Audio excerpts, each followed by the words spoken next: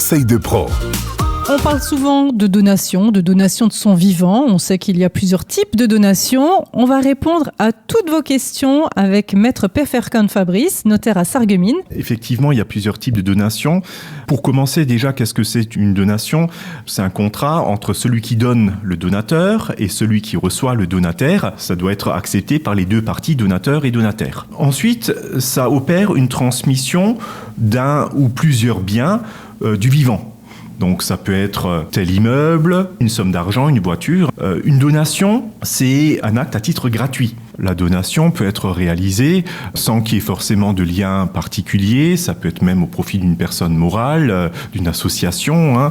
Donc, je peux effectivement donner à toute personne, il n'y a pas de souci. Et par rapport à la fiscalité, ben oui, évidemment, si je fais une donation au profit d'un enfant, on n'a pas tellement de fiscalité. Si je fais une donation à quelqu'un avec qui je n'ai aucun lien de parenté, on va avoir des taxations à 60%. Donc, effectivement, le plus souvent, quand on parle de donation, c'est des donations qui sont faites au profit de ses enfants ou de ses descendants.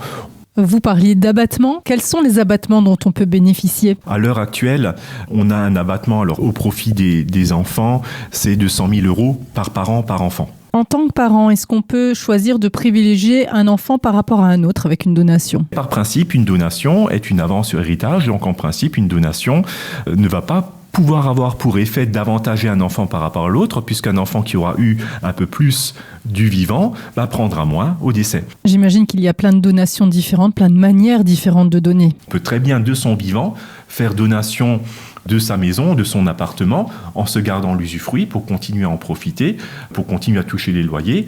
Donc ça peut être une donation en pleine propriété, une donation avec réserve d'usufruit.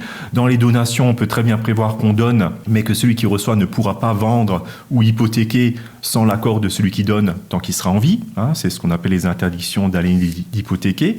On prévoit parfois des droits de retour. Le fait de dire « je te donne, mais si tu devais décéder avant moi », dans ce cas-là, la donation est rétroactivement anéantie et puis le donataire devient propriétaire sans fiscalité. On peut vraiment prévoir plein de modalités accessoires dans les donations qui vont effectivement avoir des objets bien précis. Souvent, la donation est une méthode d'anticipation à visée plus ou moins fiscale. Merci beaucoup, Maître Pefferkorn. Vous retrouvez ce podcast sur notre site radiomélodie.com et si vous avez des questions à poser, n'hésitez pas à vous rapprocher de votre notaire.